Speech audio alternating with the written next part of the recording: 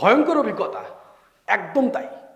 একেবারেই ভয়ঙ্কর অভিজ্ঞতার সাক্ষী থেকেছে পৃথিবীর সমস্ত মানুষ। কিসের কথা বলছি? বলছি প্রথম বিশ্বযুদ্ধের কথা।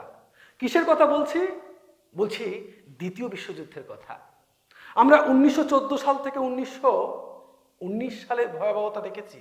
ভার্সাই সন্ধির ফলে গড়ে ওঠা লিগ অফ নেশনস আমরা দেখেছি। কিসের জন্য গড়ে উঠেছিল? শান্তি প্রতিষ্ঠার লক্ষ্যেই গড়ে উঠেছিল। সেখানে খুব অন্যায্যভাবে হলেও জার্মানির উপরে কিন্তু অনেক শর্ত আমরা চাপিয়ে দিয়েছিলাম। সেই শর্ত চাপিয়ে দেওয়ার ভার্সাই ট্রিটি অর্থাৎ ভার্সাই সন্ধির ফলাফল কিন্তু আমাদের কড়ায় গন্ডায়। ঠিক 20 বছর পরে দ্বিতীয় বিশ্বযুদ্ধ শুরু হলো সারা পৃথিবী জুড়েই। মাঝে মাঝে মনে হচ্ছে তৃতীয় বিশ্বযুদ্ধ হবে না তো। কখনো রাশিয়া জেগে উঠছে, কখনো আমেরিকা জেগে উঠছে, কখনো গাজা, কখনো ইসরায়েল, কখনো ভারত, কখনো পাকিস্তান। বিশ্ব শান্তি চায়, সমস্ত মানুষ পৃথিবী কুল শান্তি চায়। কেউ যুদ্ধ আমরা চাই না। যুদ্ধ ধ্বংসকে নিশ্চিত করে, প্রাণকে কেড়ে নিতে পারে, প্রাণ দিতে পারে না। ঠিক তাই দ্বিতীয় বিশ্বযুদ্ধ যখন শুরু হচ্ছে তার ভয়াবহতা কিন্তু অনেকটাই ছিল। 1945 সালে একেবারে জাপানের হিরোশিমা এবং নাগাসাকিতে লিটল বয় ফ্যাট ম্যান, তোমরা এগুলো নাম শুনেছ প্রত্যেকেই। এগুলোর মধ্য দিয়ে কিন্তু দ্বিতীয় বিশ্বযুদ্ধের অবসান ঘটেছিল। অবসান ঘটলে কি হবে? শান্তি তো চাই। এই রকম ভয়াল পরিস্থিতি থেকে পরিত্রাণ, মুক্তি, শান্তি খোঁজার লক্ষ্যে শুরু হয়েছিল ইউনাইটেড নেশনস তৈরির পরিকল্পনা। কাদের হাত ধরে? আজকের সেই আলোচনার বিষয়টা কিন্তু ইউনাইটেড নেশনস অর্থাৎ সম্মিলিত জাতিপুঞ্জ। সম্মিলিত জাতিপুঞ্জ কিভাবে গড়ে উঠছে, সম্মিলিত জাতিপুঞ্জর মূল বিষয়টা কি, আমরা আজকের এই আলোচনাতে দেখে নেওয়ার চেষ্টা করব। যারা তোমরা মূলত এসএলএসটি দিচ্ছ বা বিভিন্ন রকম পরীক্ষা দিচ্ছ, তোমাদের কিন্তু এই ইউনাইটেড নেশনস বা সম্মিলিত জাতিপুঞ্জ এই পার্টটি পরীক্ষার জন্য খুবই গুরুত্বপূর্ণ। আমি আজকের এটা পার্ট 1, পরে পার্ট 2, 3, 4, 5 আসবে। পুরোপুরি তোমাদের সম্মিলিত জাতিপুঞ্জ ডিটেলস ক্লাস তোমরা এখানে পেয়ে যাবে। তাই এখনো পর্যন্ত চ্যানেলটিকে সাবস্ক্রাইব না করে থাকলে সাবস্ক্রাইব করে ফেলো আর দেখতে থাকো আমাদের ইউনাইটেড নেশনস কিভাবে তৈরি। প্রথম বলছে লন্ডন ঘোষণা। কি বলছে? লন্ডন ঘোষণাপত্র অর্থাৎ লন্ডন ডিক্লারেশন। লন্ডন ডিক্লারেশনের ক্ষেত্রে আমরা কি দেখতে পাচ্ছি? কি বলছে? বলছে সম্মিলিত জাতিপুঞ্জের সূচনা কিন্তু 1941 সালে 12 জুন লন্ডনে তার সূচনা শুরু হয়ে গেছিল। কত সালে? 1941 সালের 12 জুন। কেন শুরু হয়ে গেছিল? কেন বলছে এই কথাটা? লন্ডনে তখন আশ্রয় নিয়েছে 7টি দেশের নির্বাসিত সরকার। কারা কারা সেই 7টি দেশ একটু দেখে নেওয়ার চেষ্টা করো। বলছে Poland, Belgium, Czechoslovakia, Greece, France, Luxembourg, Netherland, Norway এবং যুগোস্লোভিয়া। এই সমস্ত দেশগুলির সাথে কি হচ্ছে? Britain, New Zealand, Australia, union of south Africa একটা ঘোষণাতে স্বাক্ষর করে, যেটাকে আমরা মূলত বলি কি লন্ডন ঘোষণাপত্র। এই লন্ডন ঘোষণাপত্রের মধ্য দিয়ে কিন্তু প্রথম একটা ভাবনা, একটা পরিকল্পনা, একটা চিন্তা শুরু হয়েছিল যে একটা চিরস্থায়ী শান্তির হিসাবে, পথ হিসাবে আমাদের সম্মিলিত জাতিপুঞ্জকে গড়ে তুলতে হবে। ঠিক তার পরবর্তীকালে আমরা লক্ষ্য করতে পারছি দ্বিতীয় একটা সনদ, সেটা হচ্ছে আটলান্টিক সনদ। আটলান্টিক সনদের কথা বললে কোথাও আটলান্টিক মহাসাগরের কথা মনে পড়ে না? ঠিক তাই। আটলান্টিক সনদ কত সালে হচ্ছে? 1941 সালের 14ই আগস্ট। 1941 সালের 14ই আগস্ট। ব্রিটিশ প্রধানমন্ত্রী তখন কে ছিল? চার্চিল। এবং মার্কিন রাষ্ট্রপতি কে ছিল? রুজভেল্ট। এই দুজনে তখন একদিকে মার্কিন রাষ্ট্রপতি আর একদিকে ব্রিটিশ প্রধানমন্ত্রী চার্চিল। দুজনে আটলান্টিক মহাসাগরের প্রিন্স অফ ওয়েলস কোন যুদ্ধ জাহাজ? মনে রাখবে, প্রিন্স অফ ওয়েলস নামক একটা যুদ্ধ জাহাজে তারা মিলিত হয়ে কি করছে? তারা একটা চুক্তি স্বাক্ষর করছে, 8টি নীতি ঘোষণা করছে। এই যে নীতিগুলো ঘোষণা করছে সেই ঘোষণাই আটলান্টিক সনদ নামে পরিচিত হচ্ছে। কি নামে পরিচিত হচ্ছে? এগুলো কিন্তু আটলান্টিক সনদ নামে পরিচিত হচ্ছে। এই যে আটলান্টিক সনদ, এটা কিসের জন্য করা হচ্ছে? এটা মূলত বিশ্বের যাতে শান্তি রক্ষিত হয়, একটা সংগঠন গড়ে তোলা যায় কিনা, বা মূলত এখানে গুরুত্বপূর্ণ কয়েকটা নীতি যে ঘোষণা করছে, 8টি যে নীতি ঘোষণা করছে, সেই ঘোষণাগুলো এখানে সম্ভব নয় তোমাদের পুরোটাই তুলে ধরাটা। তো সে তার মধ্য দিয়ে মূলত বিশ্বে এক প্রকারের শান্তি এবং সুস্থিতি বজায় রাখার কথা এরা ঘোষণা করছে। সেখান থেকে তৈরি হচ্ছে আটলান্টিক সনদ। মূলত 24শে সেপ্টেম্বর সোভিয়েত ইউনিয়ন সহ লন্ডন ঘোষণায় স্বাক্ষরিত সমস্ত দেশ এই সনদে স্বাক্ষর করেছিল। যে লন্ডন ঘোষণায় যে সমস্ত দেশ ছিল তারাও কিন্তু এই ঘোষণায় স্বাক্ষর করে। পরবর্তী ঘোষণাপত্রটি খুবই গুরুত্বপূর্ণ। সেটা কি বলছে? দেখো, জাতিপুঞ্জের ঘোষণা বা ওয়াশিংটন ঘোষণা, যেখানে সর্বপ্রথম জাতিপুঞ্জ, সম্মিলিত জাতিপুঞ্জ এই শব্দটিকে ব্যবহার করা হচ্ছে। সম্মিলিত জাতিপুঞ্জ শব্দটিকে ব্যবহার করা হচ্ছে 1942 সালের জানুয়ারিতে ওয়াশিংটনে। কোথায় হচ্ছে? ওয়াশিংটনে। তাই জন্য এর নাম হচ্ছে ওয়াশিংটন ঘোষণা। ওয়াশিংটনে মার্কিন রাষ্ট্রপতি রুজভেল্ট, তখন ব্রিটেনের প্রধানমন্ত্রী চার্চিল, সোভিয়েত প্রতিনিধি লিটভিনভ এবং চীনের প্রতিনিধি কিরিসুং একটি দলিলে স্বাক্ষর করছে। এখানে কারা কারা ছিল? 4টে দেশের প্রতিনিধি ছিল। একটা হচ্ছে কি আমরা দেখতে পাচ্ছি, মার্কিন রাষ্ট্রপতি ছিল, ব্রিটেনের প্রধানমন্ত্রী ছিল, আর সোভিয়েত প্রতিনিধি ছিল, আর একটা ছিল চীন। এরা চারজন মিলে একটা স্বাক্ষর করে, একটা ট্রিটি করে, যেটা মূলত ওয়াশিংটন ঘোষণা নামে পরিচিত বা জাতিপুঞ্জের ঘোষণা নামে পরিচিত, যেখানে 22টি রাষ্ট্রের প্রতিনিধি ঘোষণাপত্রে স্বাক্ষর করে, আরও পরে 21টি রাষ্ট্র সমর্থন জানায়। তাহলে তোমরা বুঝতে পারছো ধীরে ধীরে কিভাবে সম্মিলিত জাতিপুঞ্জ গড়ে উঠছে, গড়ে ওঠার যে পরিকল্পনা। এইখানে সর্বপ্রথম এই ট্রিটিতে জাতিপুঞ্জ, সম্মিলিত জাতিপুঞ্জ গড়ে তোলা হবে বলে স্থির করা হচ্ছে এবং সম্মিলিত জাতিপুঞ্জ নামটাকে এই সম্মেলনে ব্যবহার করা হচ্ছে। পরবর্তী ঘোষণাপত্র মস্কো ঘোষণা।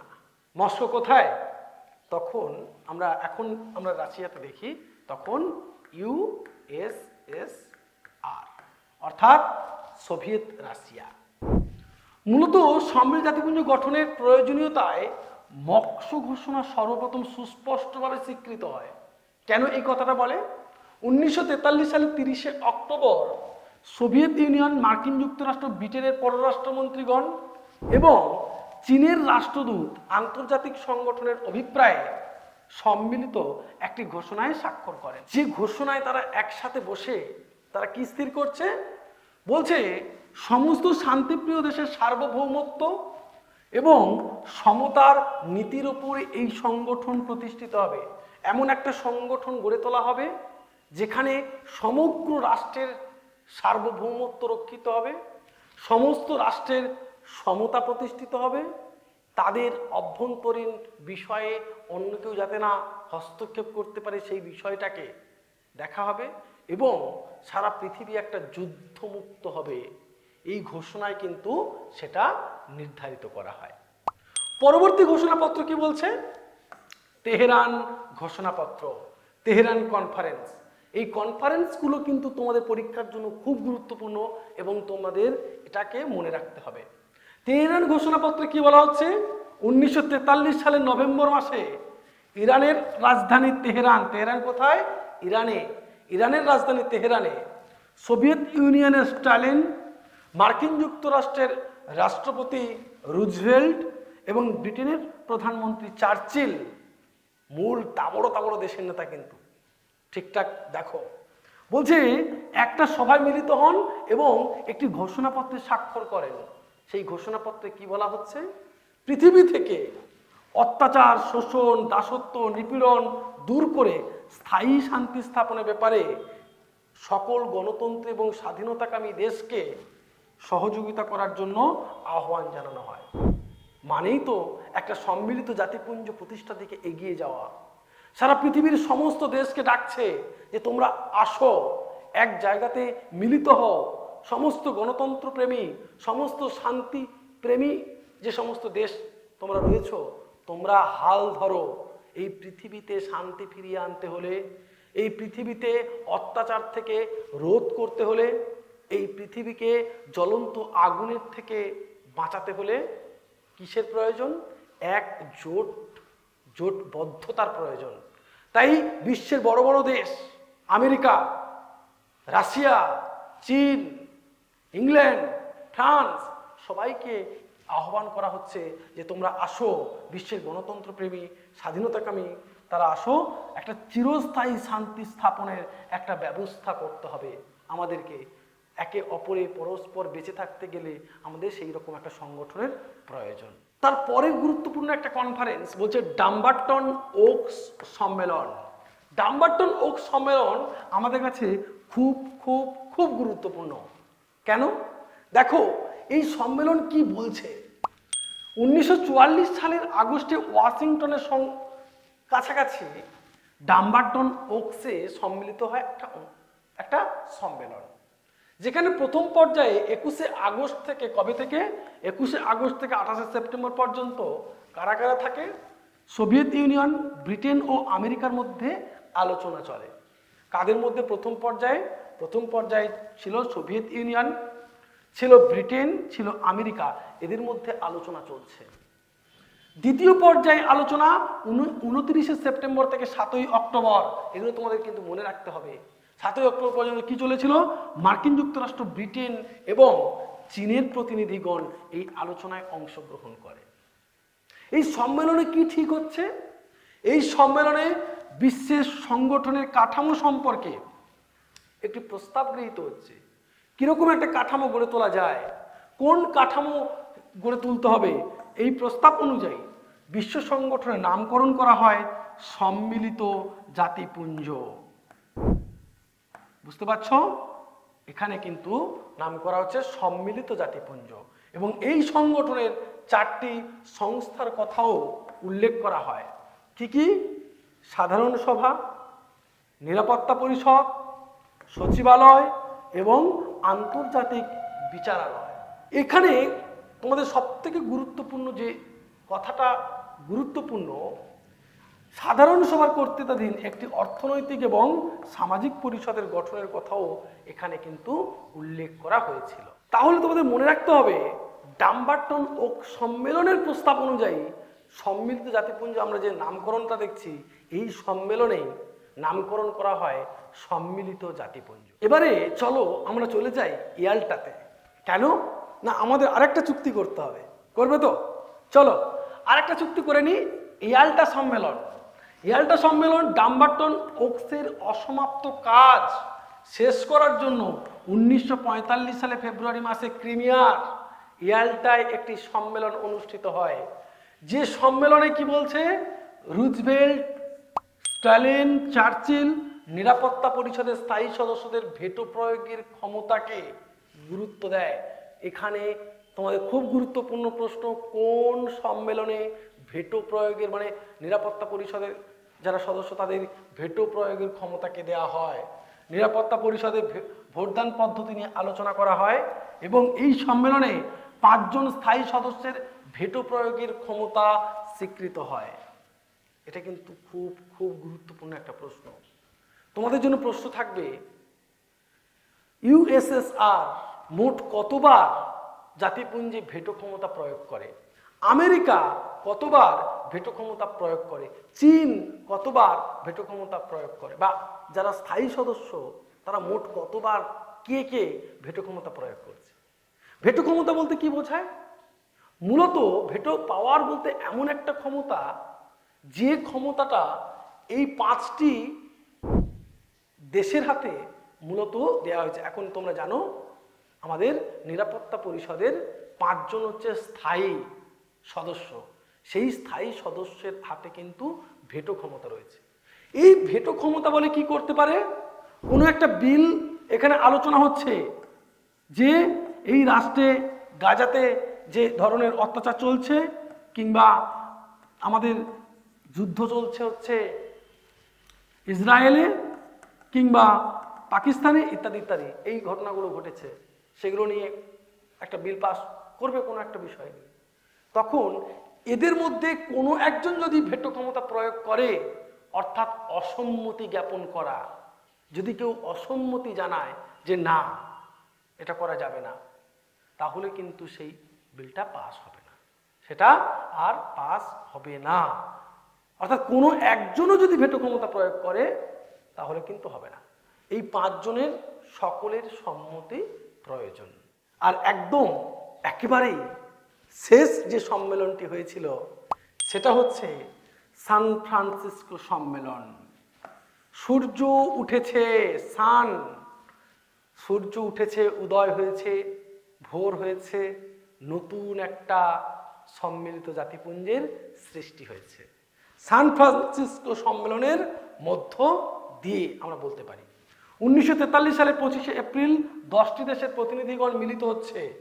এরা ছিলেন বিশ্বের 40 ভাগেরও বেশি মানুষের দেশ, 80 ভাগেরও বেশি মানুষের দেশ, তাদের প্রতিনিধি মিলিয়ে মূলত 800 জন প্রতিনিধি এই সম্মেলনে উপস্থিত ছিলেন। বস্তুতপক্ষে সম্মিলিত জাতিপুঞ্জের প্রতিষ্ঠার ক্ষেত্রে সান ফ্রান্সিসকো সম্মেলনই হলো সর্বাপেক্ষা গুরুত্বপূর্ণ এবং সর্বশেষ স্তর। এই জন্য বলছে সান ফ্রান্সিসকো সম্মেলন। অবশেষে 25শে জুন সম্মিলিত জাতিপুঞ্জের সনদ অনুমোদিত হয়। কত তারিখে? 25শে জুন তারিখে সম্মিলিত জাতিপুঞ্জের সনদ অনুমোদিত হয়। 26শে জুন প্রত্যেকে সেটাকে স্বাক্ষর করে এবং 1945-এর 24শে অক্টোবর, মনে রাখবে 1945-এর 24শে অক্টোবর সম্মিলিত জাতিপুঞ্জ আনুষ্ঠানিকভাবে সম্মিলিত জাতিপুঞ্জের প্রতিষ্ঠা হয়। তখন থেকেই 24শে অক্টোবর দিনটিকে সম্মিলিত জাতিপুঞ্জ দিবস হিসেবে পালন করা হয়। তোমাদের জন্য প্রশ্ন থাকবে, বিশ্ব মানবাধিকার দিবস কোন তারিখে পালন করা হয়? আশা করি ভিডিওটা তোমাদের ভালো লাগবে এবং তোমরা বুঝতে পেরেছো। প্রত্যেকটি বিষয় তোমাদের ক্ষেত্রে খুবই খুবই খুবই গুরুত্বপূর্ণ, খুবই গুরুত্বপূর্ণ। তোমাদেরকে মনে রাখতে হবে এখন আমাদের সম্মিলিত জাতিপুঞ্জের সদস্য সংখ্যা কত রয়েছে বর্তমানে। এখানে লিখেই দেওয়া হয়েছে সূচনালগ্নে জাতিপুঞ্জের সদস্য সংখ্যা ছিল কত? 51। বর্তমানে তা বেড়ে হয়েছে কত? 193। তোমাদের জন্য প্রশ্ন, সর্বশেষ জাতিপুঞ্জের সদস্য কে? তোমরা কমেন্ট করে জানাবে। থ্যাংক ইউ, ভালো থাকবে সবাই, দেখা হবে পরের ভিডিওতে।